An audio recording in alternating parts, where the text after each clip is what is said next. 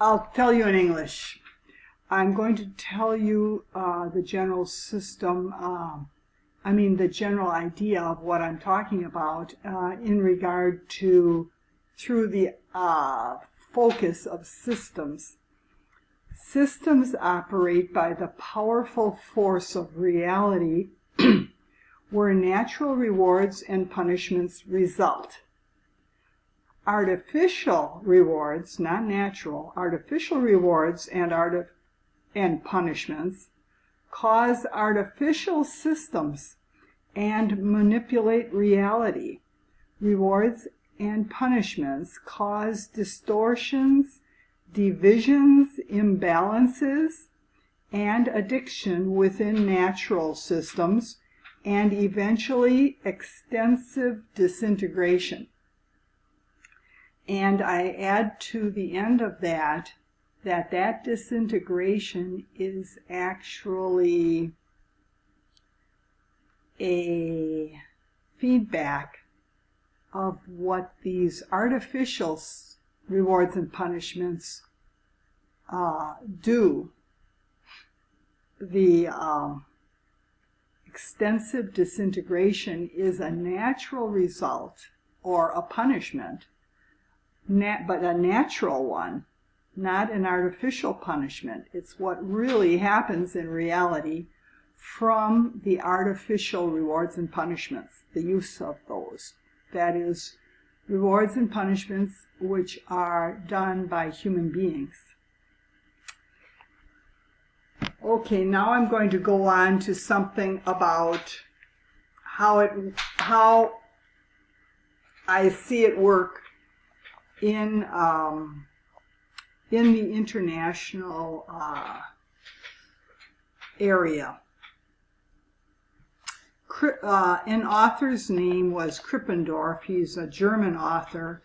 He saw overproduction as a problem connected with capitalism. Well, I think capitalism, if it's within limits, I personally think it's okay. But the use of capitalism, which goes too far, unlimited capitalism, is the problem. And the Club of Rome wrote a paper which was very famous in the year 1972. It was called The Limits of Growth, and there they showed that growth has to be limited.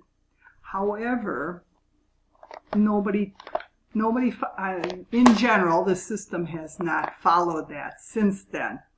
At the time, they said they believed it because there was a unanimous resolution in the General Assembly at the United Nations that environmental destruction was too high a cost to pay for growth. However, this has not been followed.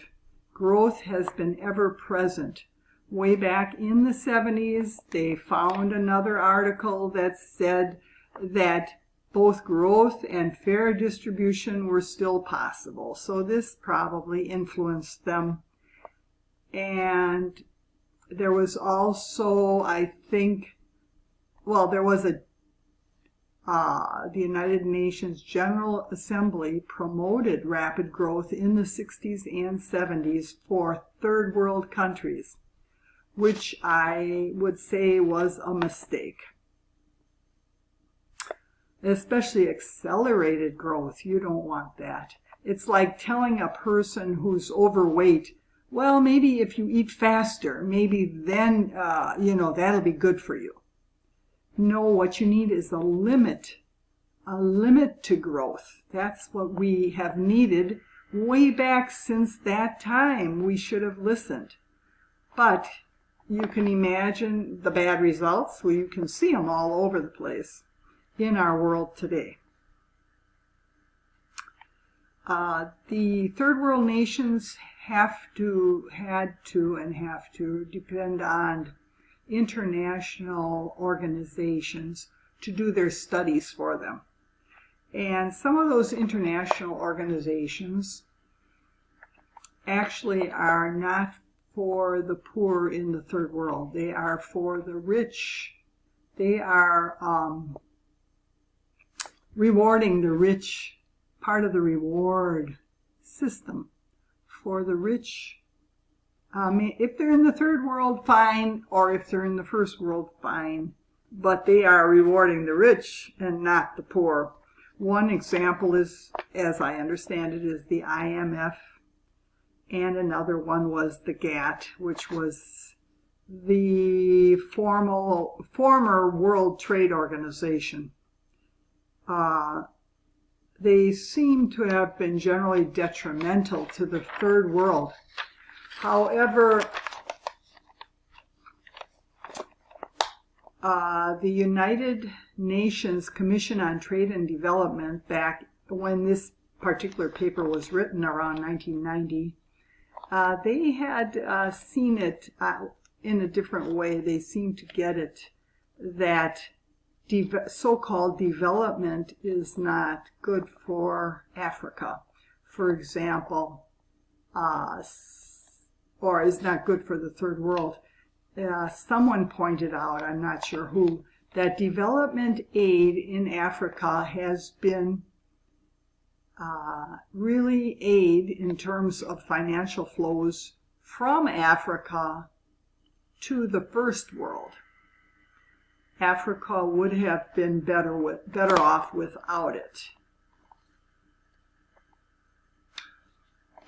What I mean by that is development is very often used to refer to an increase in industrialization, and it was used to promote technology, the use of tractors, for example, in Mexico, and probably in Africa too, to do farming rather than using oxen, using tractors. Wouldn't you think that would be a good idea?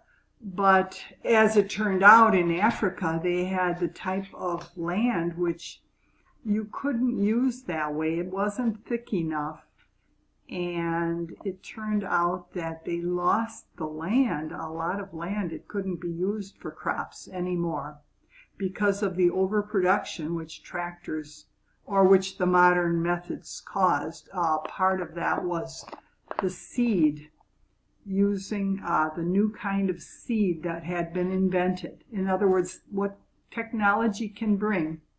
This is for the growth of those inventing the technology. Yes, the rewards go to them, but the problems and the punishment, the natural results natural feedback shows that it was not good for the poor in Africa to have those developmental so-called improvements brought to their continent.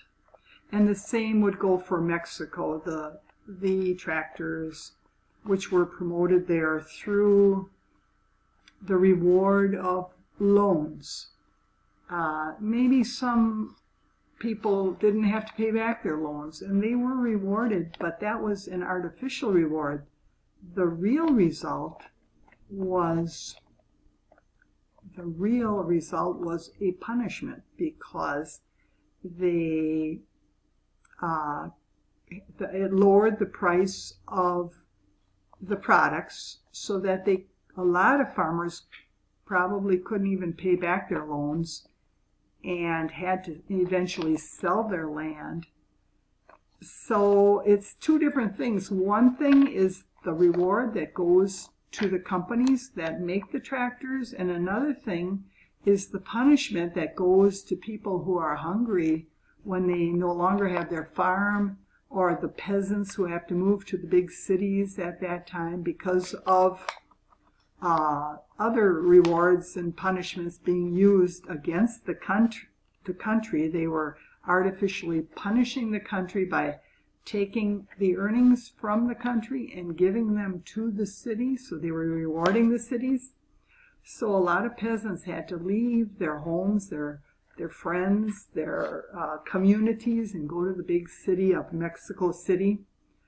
So there's a difference between the rewards that go to those who make the tractors, and these were loans that were from international organizations, and the people who pay those loans in the first place are taxpayers. But the ones that get the money, the rewards, are the companies that make the tractors. They got all the payment for those tractors.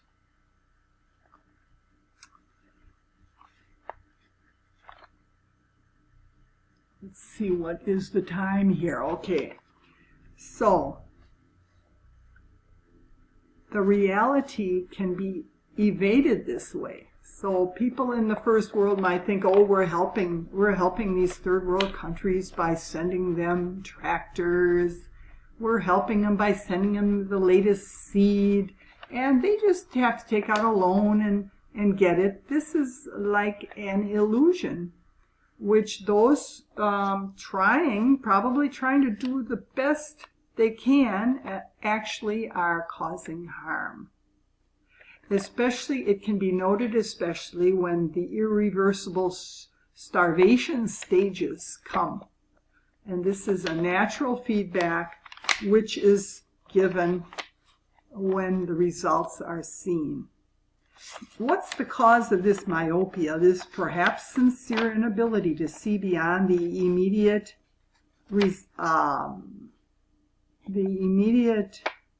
rewards of development to the real detrimental results?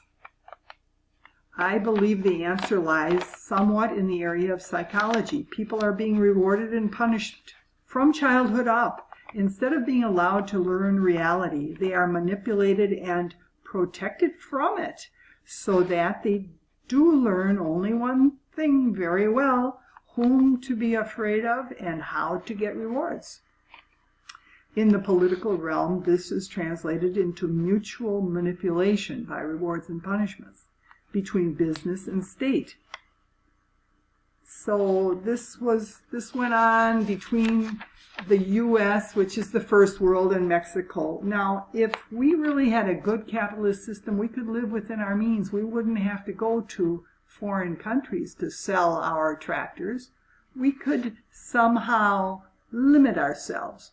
But it shows that it isn't such a good idea. Capitalism of that type is not a very good idea. The fact that we cannot stay within our limits. It's like a person who can't stop eating. What's wrong with us? With us in the first world. And what's wrong with people in the third world if they are also taking advantage of these systems of rewards and punishments? Okay, thank you for listening.